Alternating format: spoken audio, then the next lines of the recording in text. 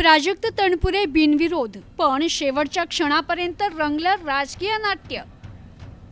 Ahilyanagar politic बिनविरोध विजयामागचं राजकारण चर्चेत. अहिल्यानगर स्थानिक स्वराज्य संस्था मतदारसंघाच्या विधान परिषद निवडणुकीत भाजप उमेदवार प्राजक्त तणपुरे बिनविरोध निवडून आले. निकाल अपेक्षित असला तरी या बिनविरोध विजयामागील राजकीय घडामोडींनी जिल्ह्यात मोठी चर्चा रंगवली.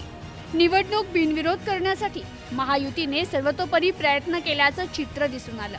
सुरुवातीला अपक्ष उमेदवारांनी माघार घेतल्याने निवडणूक बिनविरोध होणार हे जवळपास निश्चित झालं होतं. मात्र अपक्ष उमेदवार दत्तात्रय पानसरे यांच्या माघारी अर्जावरून अचानक नवा वाद निर्माण झाला.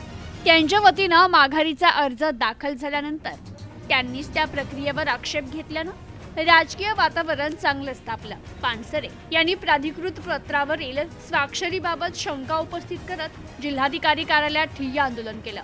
आत्मदहनाचा इशाराही दिल्यानं प्रशासन आणि राजकीय नेत्यांची धावपळ वाढली. या घडामोडींमुळे निवडणूक प्रक्रिया आणि राजकीय व्यवस्थापनाबाबत अनेक प्रश्न उपस्थित केले. अखेरीस सर्व वादांवर पडदा पडला आणि प्राजक्त तणपुरे यांचा बिनविरोध विजय निश्चित झाला. हा विजय महायुतीसाठी प्रतिष्ठेचा मानला जात असला तरी बिनविरोध निवडीचा मार्ग नेमका कसा मोकळा झाला हा प्रश्न कायम आहे. त्यामुळे या निवडणुकीचा खरा राजकीय अर्थ निकालापेक्षा पडद्यामागे घडलेल्या घटनांमध्ये दडलेला असल्याची चर्चा राजकीय वर्तुळात सध्या जोरदार सुरू आहे. Bureau report, news today 24, Ahilyanagar.